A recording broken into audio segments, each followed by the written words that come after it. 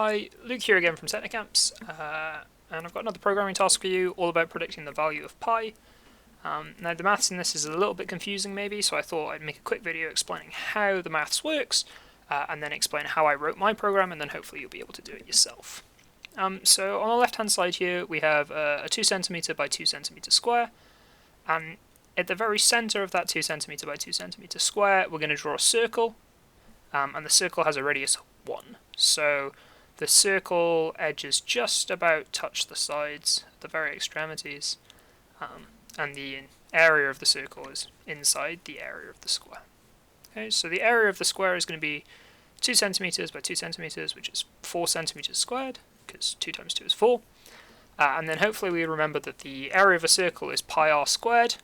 Pi is pi. The radius for ours is 1 centimeter, so 1 centimeter squared is still 1. So the area of our circle is pi times 1 centimeter squared, which is pi centimeters squared. So the ratio of the area of the circle to the square is pi centimeters squared to 4 centimeters squared.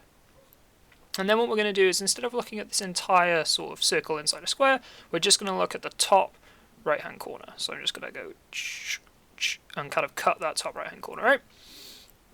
And now the ratio, because we've only taken a quarter of the whole area of the shape, is going to be our previous ratio but divided by 4. So instead of pi to 4, it's going to be pi by 4 to 1. Okay, because hey, we've cut out the top right hand corner, so this is now 1 centimeter long by 1 centimeter long, because this was 2 centimeters by 2 centimeters. So then what we're going to do is, this is the computer simulation part, we're going to simulate throwing darts at this top right hand corner. Now the darts could land anywhere within the square, so they could land inside the purple space or inside the green space. And we're going to use that to predict the value of pi. So what our program should do is it should randomly select an x value, and then randomly select a y value. And these values should be between 0, which would be all the way over here, and 1 for the x, 0 all the way up to here, and 1 for the y. And we can use that using the random.uniform function. It randomly selects a value between two parameters uniformly, which means each value is equally likely to be selected. And to get access to this function, you're going to need to import the random library. So once we've selected a point, because we've selected an x value and a y value, let's say the point landed somewhere here, we need to measure whether or not it's inside this purple space or inside this green space. And to do that, we're going to use the hypotenuse rule with Pythagoras. So if we imagined a triangle from the bottom corner to the point and down, we can work out how long the hypotenuse is, because we have an x value from 0 to the x value, and we have a y value from 0 to the y value of the point.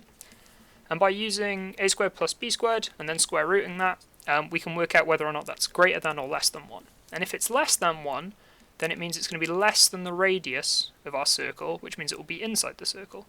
And if it's greater than 1, it would have a distance from the origin, the center point here, greater than 1, which would be outside the circle, greater than the radius of our circle.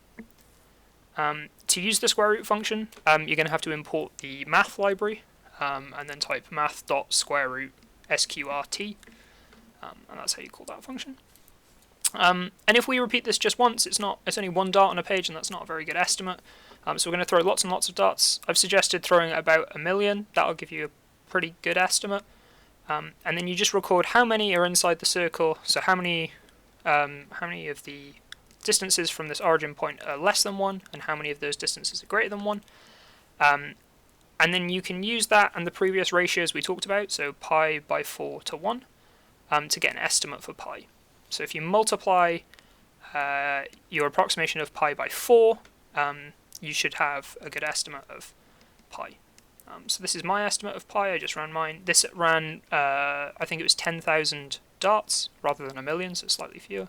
But our estimate of pi was 3.1484, which is correct to 2 decimal places. So it's pretty good. Yeah, hopefully that's everything you need to know about how to do this problem. If there are any questions, you can always ask us on Twitter. I hope you enjoy doing some maths. Yeah.